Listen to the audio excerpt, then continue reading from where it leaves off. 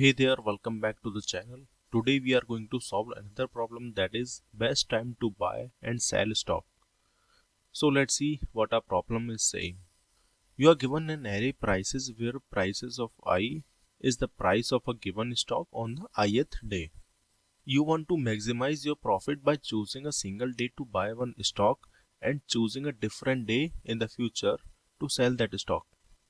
We need to return the maximum profit you can achieve from this transaction.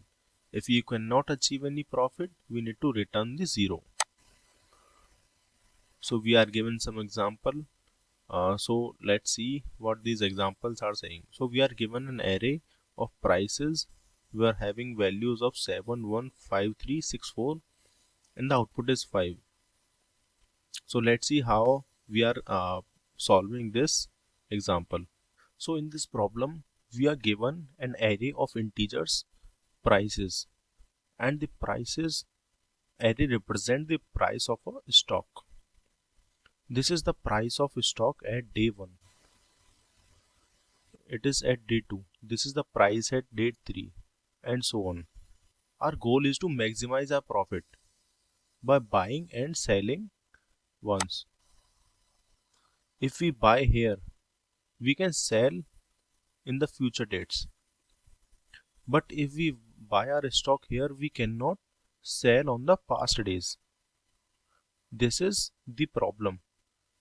And for this example, in order to make maximum profit, if we buy here and if we sell here, the maximum profit we'll be getting is 6 minus 1 equals to 5. So if we are given this array, we have to return 5. If we are given this array of integers,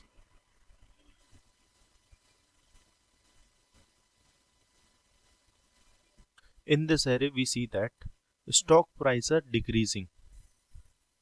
Stock prices are decreasing, so we cannot make any profit. So we will not be buying any stock and we are not selling any stock. So the profit is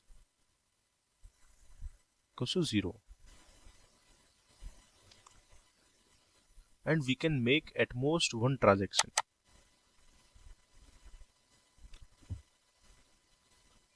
Or 0 profit. So this is our problem statement. So let's talk about how can we solve this problem.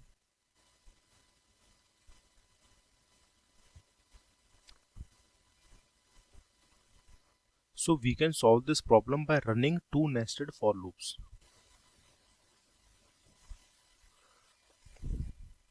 So this is price of stock first day. If we buy here, we have to find out the maximum price on the right, which is 6. If we buy here, we'll sell here, we'll get the minus 1. So this is negative value, right? Then let's move forward. If we are going to buy it here, the maximum profit we can make is from this, that is 1 minus 6 equals to 5. The profit 5. Then let's move forward. Then we can find out maximum from right. Let's say we are now choosing the 5. Then maximum profit we can make from here 364. That is 5 minus equals to 1. Let's move forward. We get 3. On the right we get 6 and 4. We'll get the profit 3 minus 6 equals to 3. And then moving forward to 6. We are getting 6 minus 4 equals to minus 2. So from here we are going to take the maximum. So maximum is 5, so we can return 5. If the array is sorted in decreasing order, we'll get all negative values. So in that case, we will take maximum of initial values of our profit. That is, profit is 0.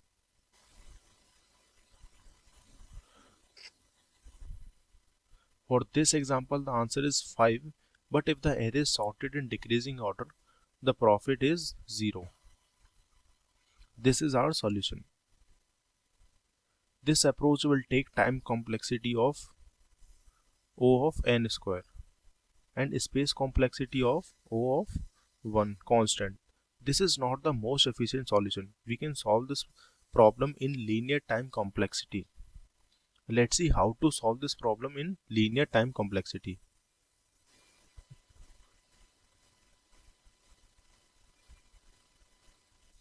Now let's try to understand the logic of efficient solution. Let's assume we raise this element by visiting from left. We have visited this element, this, and then we have reached at 3. Or we can say this right. If we want to sell here, what is the maximum profit we can make? The maximum amount of profit we can make, we can buy here and sell here. We'll get the profit as 2. So we have to keep track the minimum value from the left. We have visited this 3 prices already. So by visiting these 3 prices, we can keep the track of minimum value using a variable min price. So minimum is 1 on the left. So we can make the profit 2. Let's move forward. If we reach this and if we sell here, what is the minimum on the left we can keep track. So if we are selling here, what is the profit we'll get? We'll get the 6 minus 1, that is 5. Let's move forward. So here we have 4. On the minimum price on the left we have is 1. So the profit is 3. So this is the logic to solve the problem efficiently. So let me start it again from the beginning.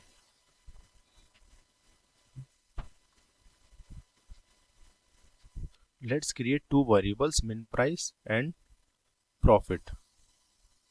In this profit variable, we will store the maximum amount of money that we can get by buying and selling once. So this is the initial one. So this is the initial value, and also if the array is sorted in decreasing order, then the maximum profit will be 0. So this is the initial value and minimum price of stock we have at the first day, which is 7. So we're gonna start from 7 and we are going to start from day 1. So what is the minimum on the left? If we wanna sell here, what is the profit we'll get? On the left we have 7, so 1 minus 7 equals to minus 7. And max of minus 6 and 0, it is 0. Let's move forward.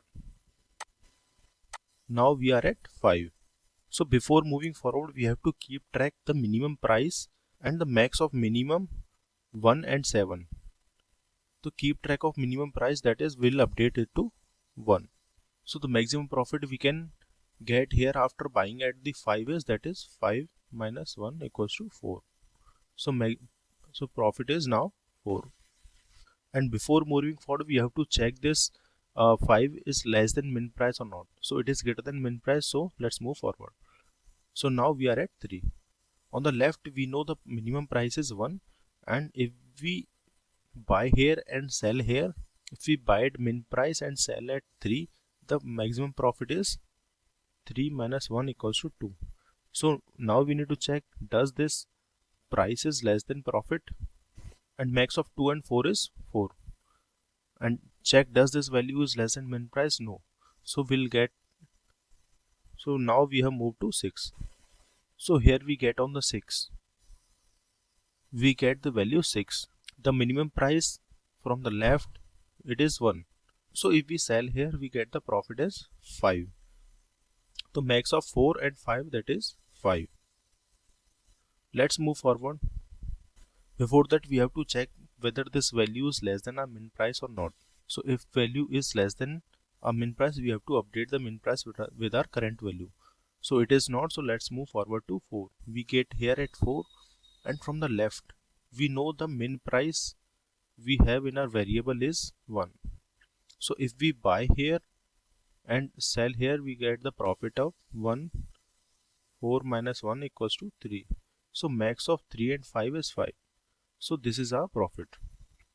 So we have processed our array. We find out the profit 5. So this is our result. So we have to return 5, the maximum amount of profit we can generate by buying once and selling once. so we have to return 5. So this is the most efficient solution where time complexity is O of n linear time complexity and space complexity constant space complexity. So now let's see the implementation of this algorithm. So let's create two variables, int profit, initially profit equals to 0 and min price equals to the price of first day.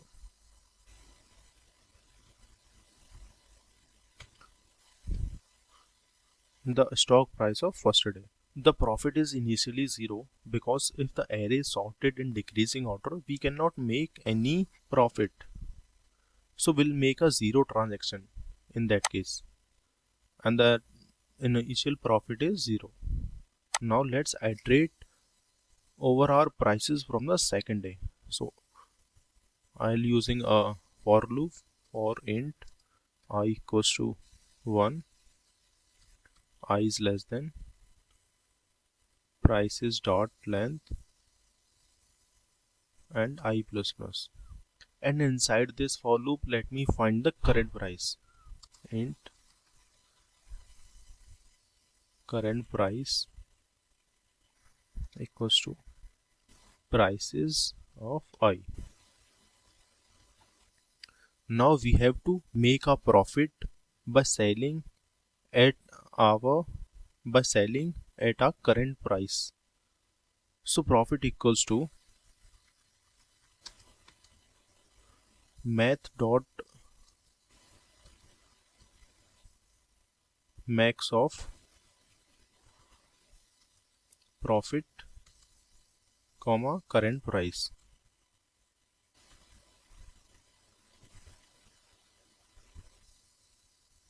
And if we buy at min price, and if we buy at min price and if we sell at current price, we'll get the profit. And if we buy at min price and sell at our current price, we'll get the profit by selling at current price. And we have the profit, we are taking the maximum of our profit, and profit we can make by selling. Now we have to keep track the minimum price. So min price equals to math dot min of min price and the price of our current price. So this is our code logic. And now we're gonna return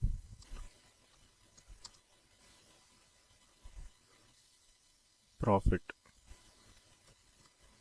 And this is our algorithm. This algorithm takes linear time complexity and constant space complexity.